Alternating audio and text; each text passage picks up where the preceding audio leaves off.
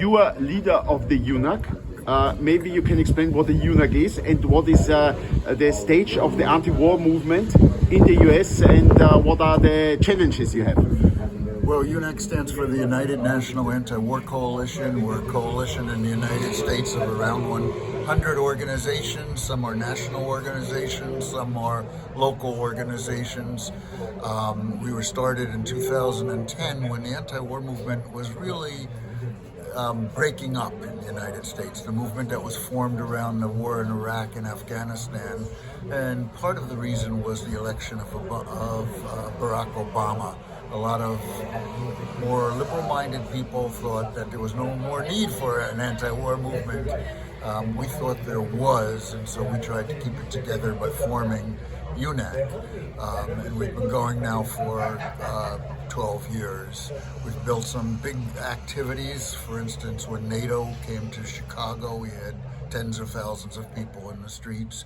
But basically, during that period, the anti-war movement has been in a lull period, and we haven't been able to build the mass actions that we had been able to build in the past. However, now everything is changing because there's lots of splits and divisions that have taken over that period in the movement around questions of Syria, where some people supported U.S. imperialism or considered themselves anti-war activists. We did not.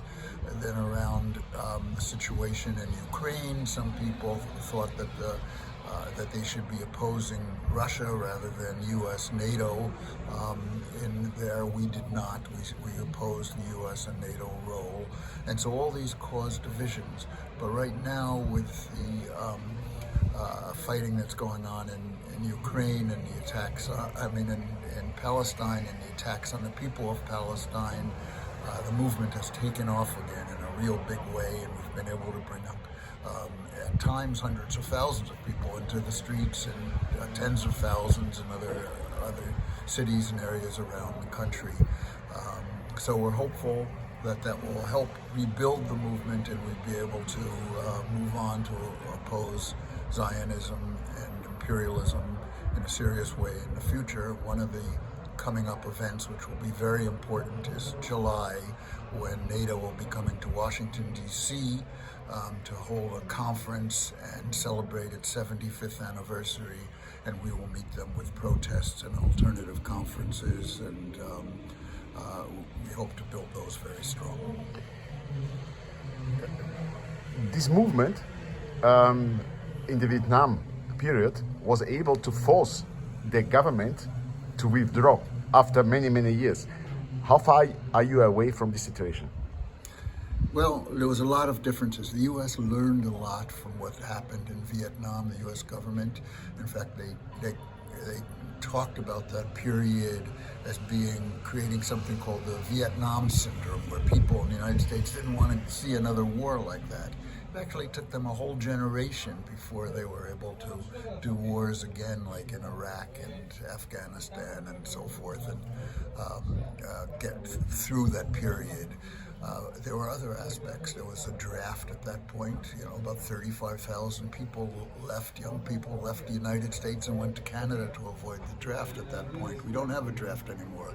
The U.S. learned that rather than having U.S. soldiers, it should conduct warfare from drones and from planes, from the air, and it should use proxy forces, as they are in Ukraine and as they have done in Syria and other places, to try to avoid building an anti-war movement. And it's been effective. There's a lot of people that didn't really see the necessity because it hadn't affected them personally. But during the Vietnam War period, the anti-war sentiment was so deep among young people. It affected the culture, it affected the music, it affected the way people dressed, it affected the military. So you saw in Vietnam there was a military which was also young people with peace signs on their helmets, or black soldiers had the Black Power fist on their helmets. They questioned the orders when they were told to go fight. There was a lot of fragging where they actually decided to kill some of their officers rather than fight, and they ceased to be a fighting force. The whole army was undermined by the movement that was taking place in the United States among young people.